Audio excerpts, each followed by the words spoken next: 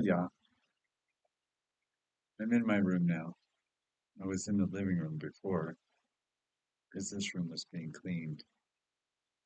You see all my stuff is in boxes, and I have my old desk is in place now. Where I was, you used to use a Jeffrey's desk that was some stuffed in the corner, but now I use my own desk, and it's kind of set up really cool because I have the big monitor and then my laptop, and I can transfer the page over to the big monitor and read and write over there, even though I'm using this screen here for opening pages and stuff. Like I'm really busy, but it's not true. I barely find enough videos to watch as it is. All my history's gone. It's wiped clean. And my previous storage has now been removed, like my first storage bank. So I don't know why that is. You tell me. I claim that he's a narcissist, and that he's controlling my life, and then he does this over and over and over again, removing my life from me. Although he's stepped up, cleaning the house, he's been real good, walking on eggshells. But the thing is that I'm not going to stop speaking the truth of what I've gone through, what I desire, what what's going to give me back what I used to have, and be his friend from a distance. Be his friend from a distance only. I noticed when he set up my room, he put the baby monitor back on so he can hear me. I unplugged it right away. He doesn't need to be listening to me talking.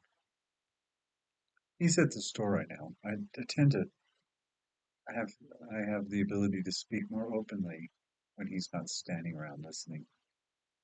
It's true. I'm sorry to say that. I'm sorry to say it's been that way for a long time. But I have to remain true to myself as I recover, even though I'm a burden. Now I'm a burden. And yeah, well, there's nothing I can do about that.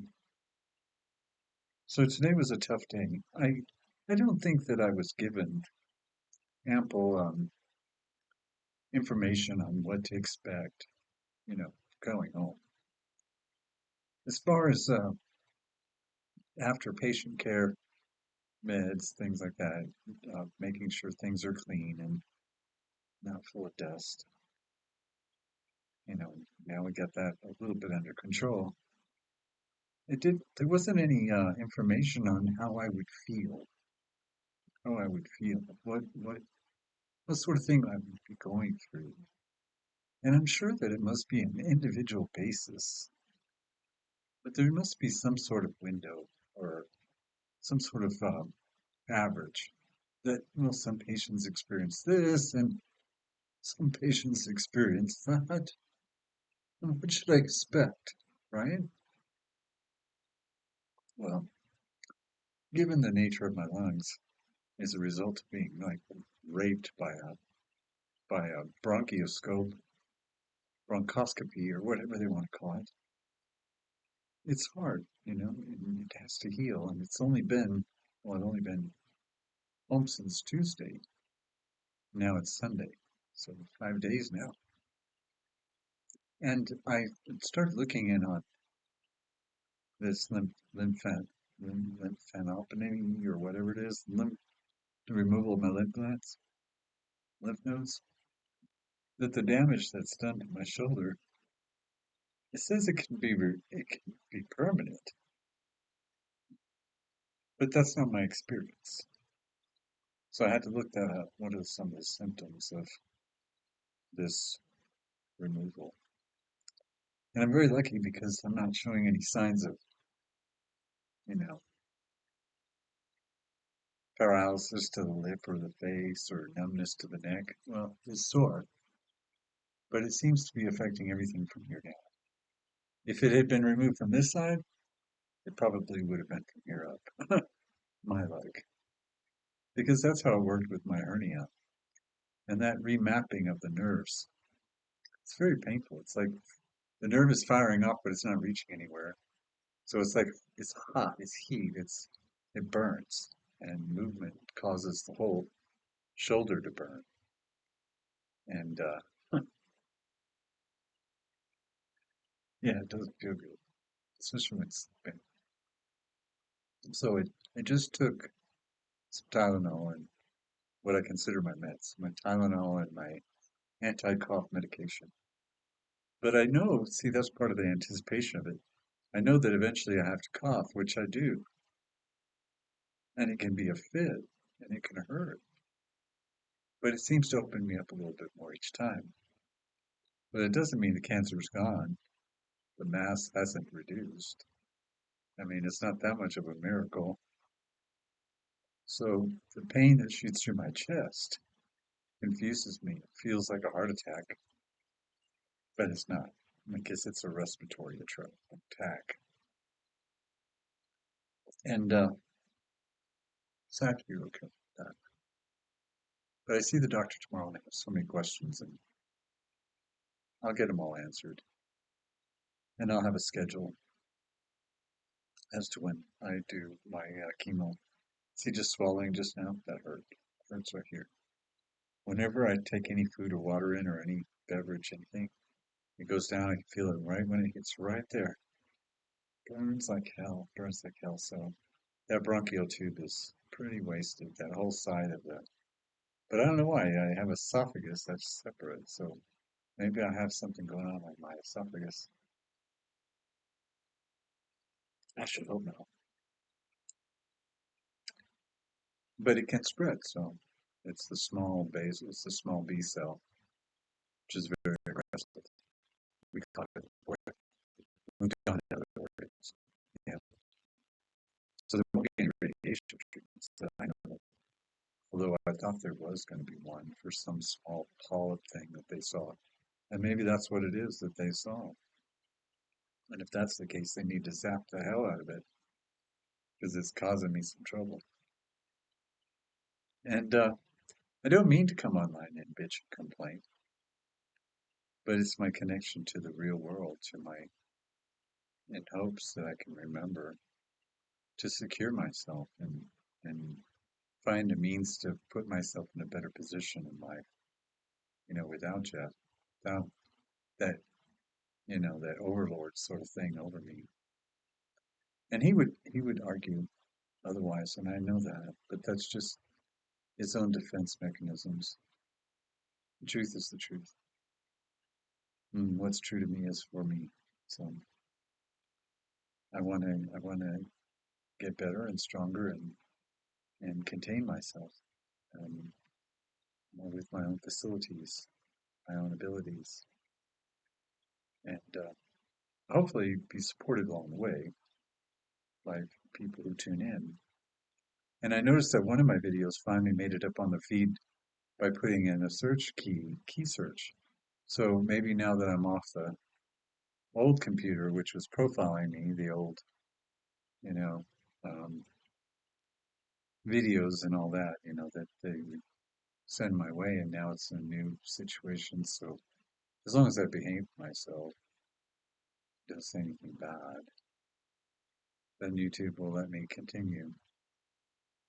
Otherwise, they don't like, I guess they don't like vloggers, whatever.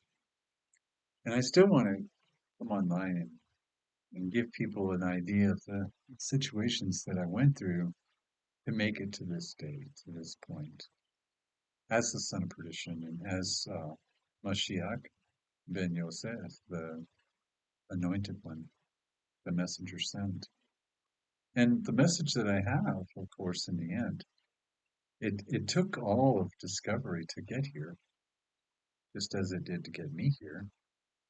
And that message is for those who seek the king, the destroyer comes. Yeah, he comes because the destroyer would be the morning star, as it would be Lucifer. He comes because he comes to deliver. He comes to deliver Jerusalem, the spiritual portion, as Israel.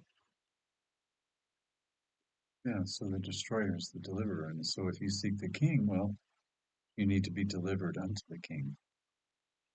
And that's why the destroyer comes. And in his rightful hold, he is the prodigal son who shall be recognized and restored, because that's where my story begins. When I asked the question, can Lucifer be forgiven? And the answer came right back, only if man can be. And then that was a bigger question to ask. Who is man? And what the hell happened here? Yeah, so discovery. You can't just rely on what they give you because it's manipulated through their own sources to sell God for a living. That's what they're doing, is selling God for a living. As they defile the temple they always have. It's not meant to be that way. So I look forward to this eclipse. I don't know if anything's going to happen, but it seems like all the numbers indicate that it would be for the elect new sons of God. And it's not so much that they're lifted and taken away. No, they receive the heavenly kingdom as they are her walls. She is their spiritual covering. She comes down veiled as a bride. So within them is the capacity for the kingdom and no one else. And that's how important they are. Each and every one of us, that we could learn from them, indeed, and create a better world where children and the innocent are not harmed anymore. Now, when they're protected to the fullest extent.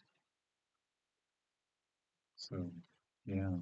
So today's the 31st, and I think I did the calculations so that it shows the 3 and the 8 and 11, so the 11 onto 31, which is a 4, make a 6. But if you look at the 3, 3, 1, it's a 33 upon 1 to get to that 8, which is a year.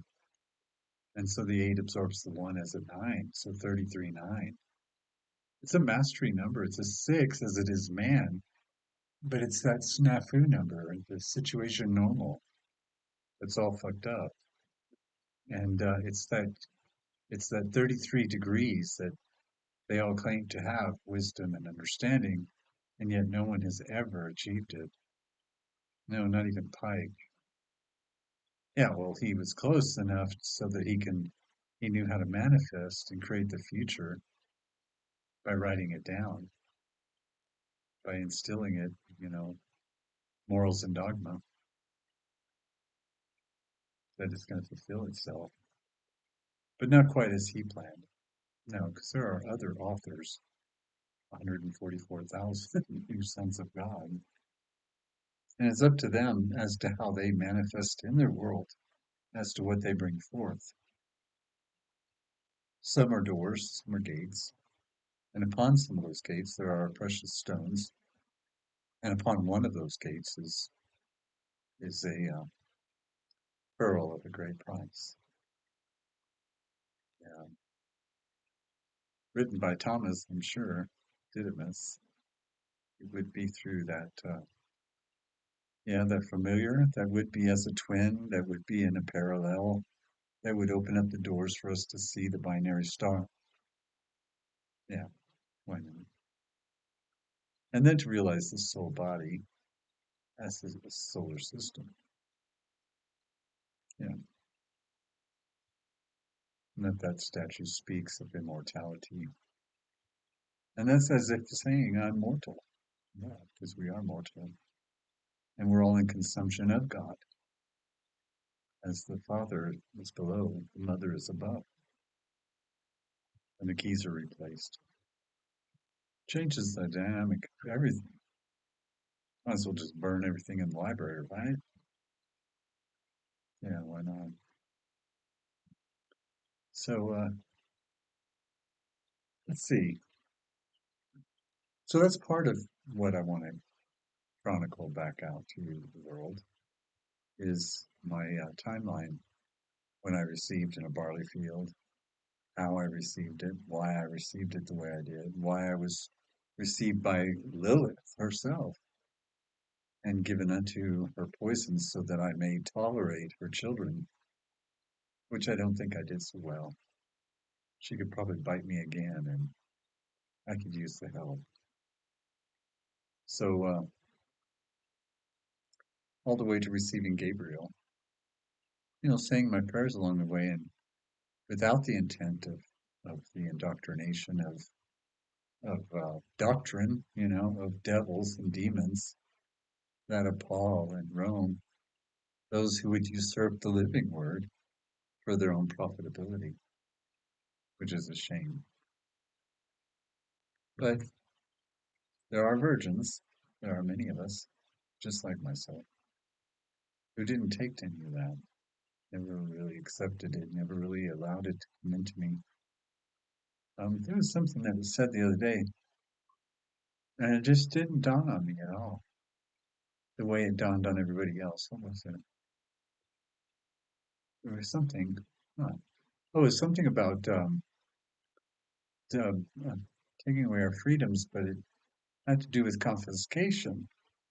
And the word confiscation, is I'm thinking, God, what on earth? These people getting confiscated, is it their money? Is it like food? Are they taking their land, their properties? What is it? And when I clicked on it, it was about gun confiscation. And I thought, well, that's so odd, because that would have been the last thing I would have thought of. And that's the measurement of me and my way of seeing things. That I don't think in terms of weaponry. No, it's not built into me. It never has been. No. So I cooked a corned beef corned beef brisket with potatoes and carrots and cabbage. And I didn't like the meat felt rubbery, so we cooked it a little bit longer, which meant that I lost my cabbage. So tomorrow there's a lot of juice, and tomorrow I'll be putting the cabbage back in and not cooking it as far. Hopefully saving us some cabbage. But it was a good meal. It was our Easter meal. And all prepackaged stuff, right? That's something that, I make my own breads, I make my own sauces. If I see something out there that I like, I try to find the recipe and I collect those sort of things. But since this illness, I've had to switch over to store-bought bread because it's already done for sandwiches and even bought potato chips for dip, for doing a dip. And normally I do my own onion dip, but we did the Lipton and we did the chips. And hey, what are you doing? And you gonna get in the window? Go ahead. You can get in the window. It's so bright. So it's very strange to be taking in processed foods that we normally would never have eaten. And I guess it's not going to kill me now.